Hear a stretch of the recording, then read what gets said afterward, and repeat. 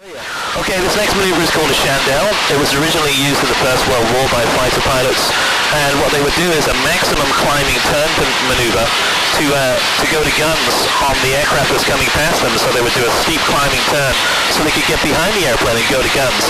We use it for division of attention, orientation, coordination, and smoothness within a commercial pilot maneuver.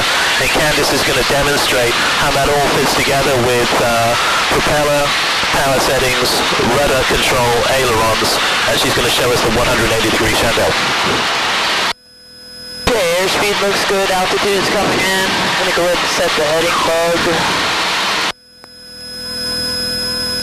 Got my 90-degree reference point off the wing.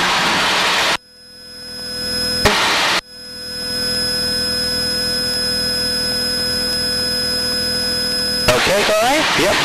30-degree bank. Full power. Pitch. Holding the bank. Holding the bank. Pitching.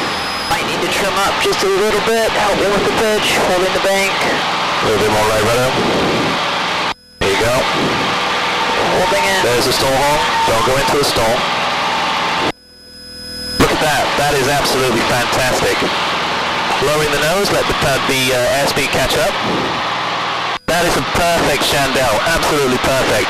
Bank angle was solid at 30 degrees of bank, the power was full, the entry airspeed and exit airspeeds were absolutely, according to the checklist, the POAs for the airplane, they were absolutely superb. I'm really happy with that. Okay, so the controls. Okay, we're going to pick out a 45-degree reference point. We want 15 degrees of bank. Okay. We need a 90-degree reference point. Okay, and one of those? And we need a 135, which should be behind us on our tail.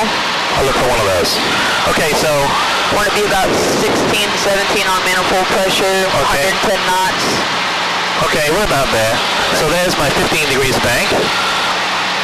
Okay. Okay. So there's my 45-degree point. So I'm rolling into 30 to the 90 degrees, right? Correct. There's my 30 degrees. Okay. There's my 90. So now I'm releasing the back pressure on the airplane. I'm releasing the back pressure. The airplane is starting to descend, and I'm looking to go through a 135-degree heading, okay? Okay.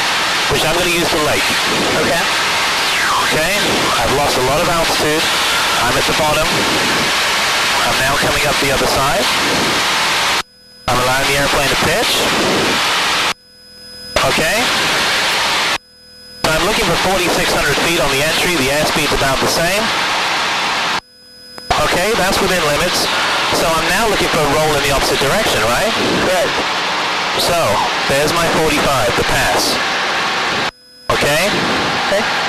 Manifold pressure is set. Looking for my 90 again. I'm at 30 degrees of bank. Okay? Looking for the 90, I'm going to use the same reference point. Airspeed still within 10 knots. Okay? Manifold pressure, probably a little bit high, reduce that a little bit.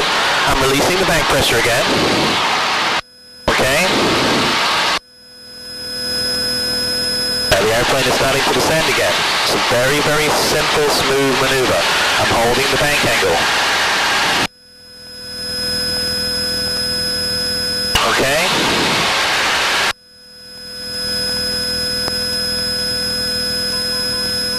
Okay? The airplane is accelerating, the altitude is falling off, I'm at the bottom of the climb. All I'm doing is allowing the back pressure to get and the speed to translate into altitude. I'm back to where I was, 4,500 feet. 15 degrees rolling into my 45. There's my 45, holding my airspeed and altitude, looking for the 90. Little bit of trim.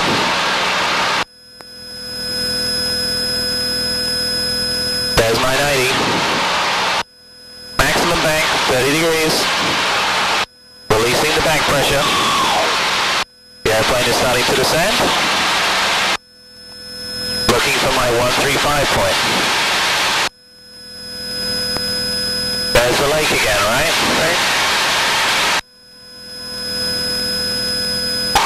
Allowing the airplane's altitude to control my airspeed, and we're back up to